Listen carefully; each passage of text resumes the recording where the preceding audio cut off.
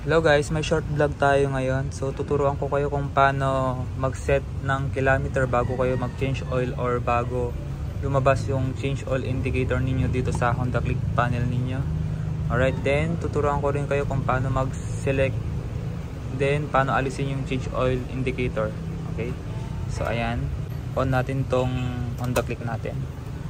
So ayan, kung makikita nyo guys, andyan pa rin yung oil change kahit nag-change oil na ako, di ba? So yung iba kasi ang akala nila pag nag-change oil ka na, mawawala na to automatic. Pero hindi siya mawawala.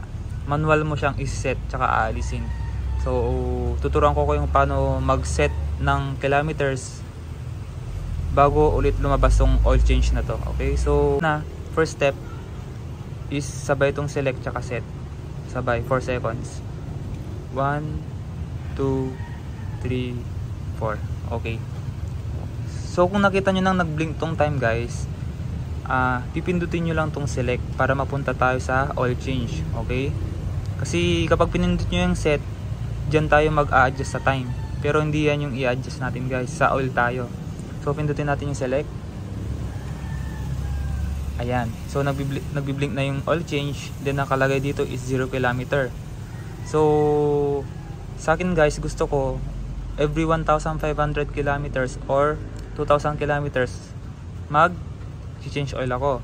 Okay? Then i-remind ako ng motor na mag-change oil. Lalabas ulit tong oil change. So i-select natin to. Ayan. Set. Ayan. Okay. So pipili lang tayo dito guys ng number kung ilang kilometers nyo gusto mag-change oil at lalabas tong oil change na to na indicator dito sa Honda Click panel ninyo. So hanggang 6,000 kilometers to guys. So depende sa inyo kung ilang kilometers bago kayo mag-change oil at bago kayo i-remind ng motor ninyo na mag-change oil na. So sa akin, dahil daily use ako, 1,500 to 2,000. Okay na ako doon. Then pag okay na ako sa napili ko guys, then kung okay na kayo sa napili ninyong kilometer, pindutin nyo lang tong set. Okay, so okay na yun guys.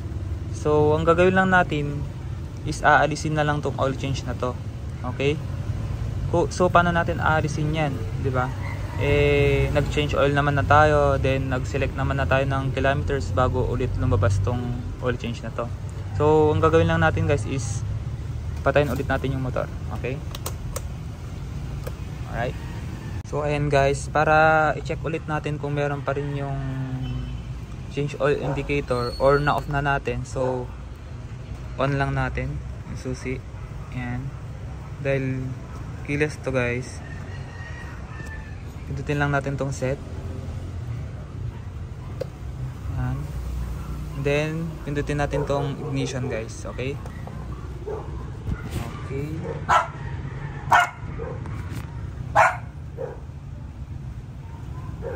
Okay guys, nawala na. Okay, so wala na yung oil change indicator natin dito. So ibig sabihin okay na. Lalabas na lang ulit yun pag meron. Lalabas na lang ulit yun guys pag na-reach nya na yung sinet nyong kilometers bago kayo mag-change oil. Sa akin 1.5. So after 1,500 kilometers, lalabas ulit yung change oil dito or oil change indicator. So ayan. Thank you guys for watching this video. Thank you. Hopefully may natutunan ulit kayo. God bless.